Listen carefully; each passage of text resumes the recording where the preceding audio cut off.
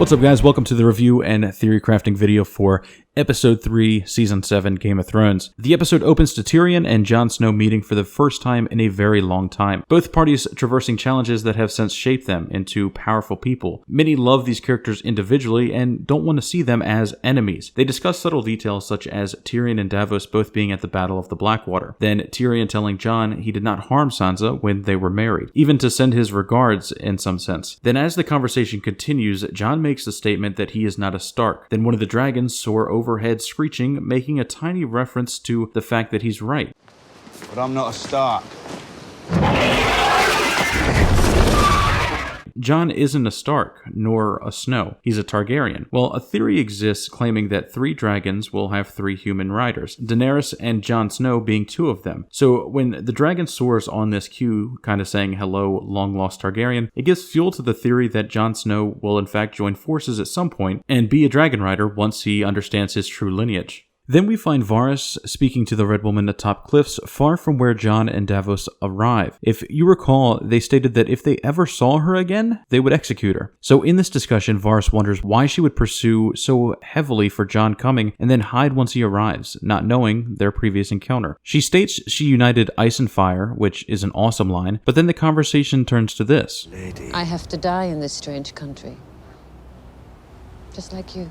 Which brings many questions as to what that may mean. So let me explain. Varys had his genitals removed by a sorcerer at a much earlier age, and then thrown into the fire. When this happened, the flame turned blue, and then Varys heard a voice answering back as the sorcerer spoke to the flame. In Season 6, Varys interacts with a high red priestess, Kinvara, who tells him this. Everyone is what they are, and where they are for a reason. Take what happened to you, Lord Varys, when you were a child. Do you remember what you heard that night? When the sorcerer tossed your parts in the fire, should I tell you what the voice said? Should I tell you the name of the one who spoke?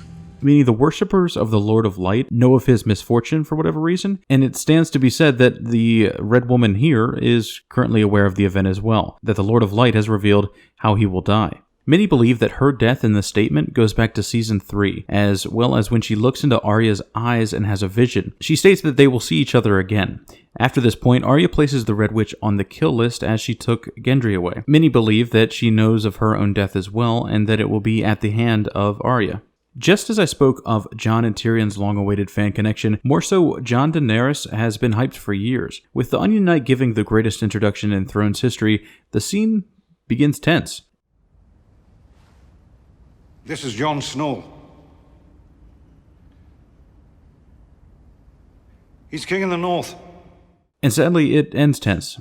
They go over her ancestors' vows and actions for and against their families. She requests him to bend the knee, and he declines. He moves the conversation instead to his request, that a greater danger exists, more so than anything she attempts to defeat currently. The army of the dead marches south, threatening to murder the entire world if not challenged. She doubles down, requesting his loyalty to no avail, and she informs him that if he remains kingship of the north, he and his people will be in open rebellion against her. The conversation is ended when Varys enters and informs Daenerys that her fleet traveling south was destroyed, meaning the Dornish and Greyjoy forces were all but gone. Theon, or Reek, is pulled out of the water, confronted by the good Greyjoys, those that were pledged to Yara Greyjoy, so he's alive. He lives to fight another day. While the Iron Way views his actions as cowardice, I double down that he had no choice in that encounter. He would have died if he didn't dip. But this gives fuel to a theory about Theon going to rescue his sister, as Yara has in parallel done in the past. If you recall, when she broke into Bolton forces and rescued Theon, but at the time he was full Reek and refused to go with her. I think having Theon rescue Yara and or die in the process would be an excellent story arc to his character. At this point in time in the show, with the rapid nature of this and the next season to come, I just don't see the point of his character outside of that. Euron brings Cersei a gift, this being the Dornish sand snakes Ellaria and Tyene. If you recall, Tyene is Ellaria's daughter, and Ellaria killed Cersei's daughter. Well, Cersei provides confirmation to Euron that she plans to accept his hand in marriage, but only after the war is won. Cersei brings Ellaria and her daughter into the dungeon and kisses Tyene with the same poison that killed Cersei's daughter. However, to further the pain, they will be chained across from each other and kept alive, while also being tortured until the daughter dies and withers away in front of her mother. Pretty brutal. Incestuous Sex 394. Only this time Cersei doesn't care, who knows. Then the Iron Bank comes to pay a visit and collect its debts. Cersei foreshadows to the audience and tells the visitor not to worry about their current position, to stay the night, and she will ensure the debt is paid in full. Tyrion and Jon talk about their failures and steps moving forward. In the end, Tyrion comes to Daenerys with his request for dragonglass. Tyrion convinces her that allowing his request would lose her nothing and make positive steps with a potential ally. Then Daenerys and Jon have a heart-to-heart, and she allows his request, giving him whatever men he needs for the mining. I say heart-to-heart, wasn't really that. It was, again, real standoffish, but yeah. Well, anyway, coming back to the north, we have Sansa running the stronghold like a boss, making calculated plays and planning for a harsh winter. The first important bit of information here. I'll check Maester Lewin's records. He kept a copy of every Raven scroll.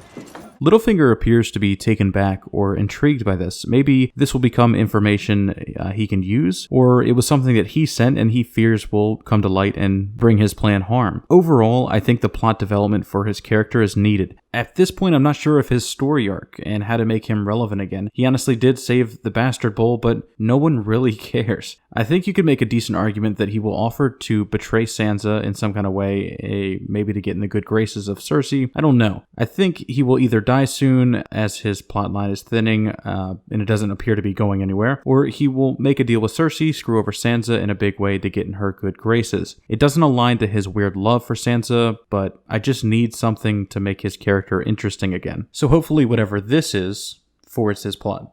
And then hey, Bran's back in Winterfell. Tells Sansa that he's the three-eyed raven. The scene overall was heartwarming, and then it got really weird. I mean, like, really weird. Talked about how he regrets that she was raped in their family home and how beautiful the night was. Yeah, that's about it. You know, Bran is another one I'm betting to be a huge instrument in the entire series, but man, I wish some cool things would start happening already. Not just killing Hodor in some time traveler's paradox, but I'm hopeful. Then Jorah magically starts feeling better. I assumed it was the rest that did it. Pledges to go to Daenerys again, and now that he's cured, Sam gets away with breaking critical rules and endangering the entire Citadel.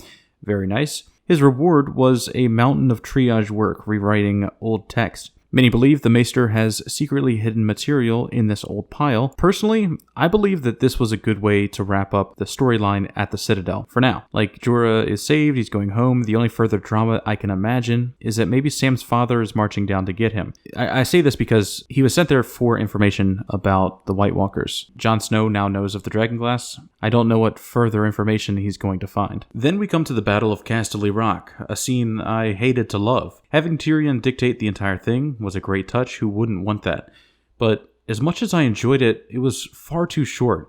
The Great Casterly Rock falling as what felt like a rushed ending to an episode instead of a siege and drama that it could have been. Again, loved it, but wish the legendary castle would have been a proper battle sequence. What we do learn from this is that most of the troops aren't at Casterly Rock. They're actually moving south, and they overtake Highgarden. Lady Tyrell sadly dies, rest in peace, you goddess, but reveals to Jaime that it was her that killed Joffrey. Great ending to a great character. This also means that Cersei has much more gold and will be repaying the bank. Transporting this gold back to King's Landing and an extension back to Braavos may be a bit of a challenge. Once Daenerys learns of how much she really lost, I predict in some kind of desperate manner she'll go for retaliation and maybe try to attack on Dragon, even though it was turned down by their council. I believe that Jon will still deny being her ally as the threat to the north remains too strong. He will leave with the dragonglass. Now, with the knowledge of the Lannister debt that Tyrion would most certainly be aware of, and the fact that Jaime just took Highgarden, I believe that they will try to intercept that caravan on the way back. Just determining when is the point. So there we have it, guys. Jon will return to the north with the dragonglass. Lannister debts are paid, and additional funding will likely follow if she can get that gold back. Daenerys will likely attack to stop this because I propose Tyrion understands the scope of them needing that gold. Littlefinger is up to something. Jorah heads to Dragonstone, and Theon may redeem himself after all. Thanks for watching, everybody. Much love. Can't wait to see you next week. It's a meticulous, difficult procedure. Many maesters whose chains are heavy with healing links have attempted it and failed. You succeeded. How? I read the book and followed the instructions.